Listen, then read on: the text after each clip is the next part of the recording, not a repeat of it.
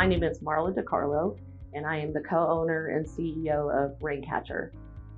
We provide brokerage services to small business owners, focusing on revenue size from $1 million to upwards of $25 million. And our ideal client is anyone that fits in that space that wants to sell their business. It was really hard to keep on top of all of the leads. It was hard to figure out how to, follow up with customers and how to perfect that sales process. We had their name, phone number, and email. And then we had, a form that asked for their revenue size, asked for their industry, the reason to sell. But they didn't always feel comfortable filling that information out. They didn't even know that if they wanted to sell or not.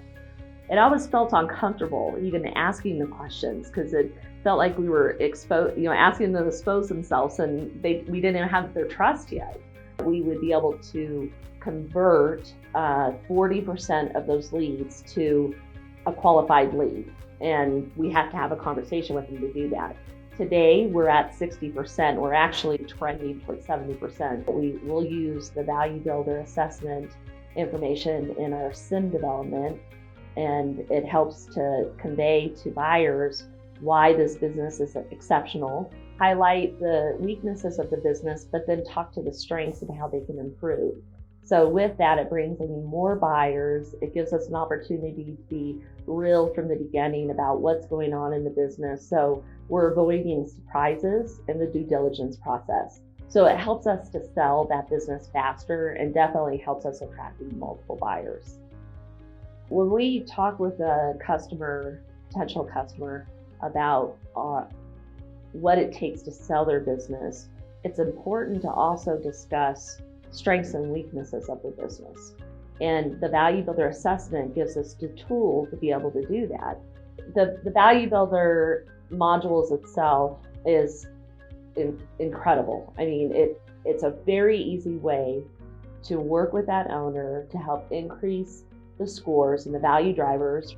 But if they take the time to work on their business, improve those value drivers, then they have more choices.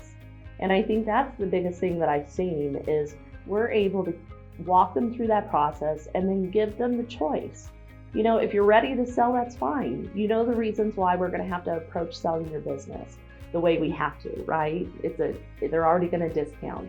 But if you want to spend time working with an advisor, fixing some of these value drivers, and we encourage that, you got a better probability of getting what you want.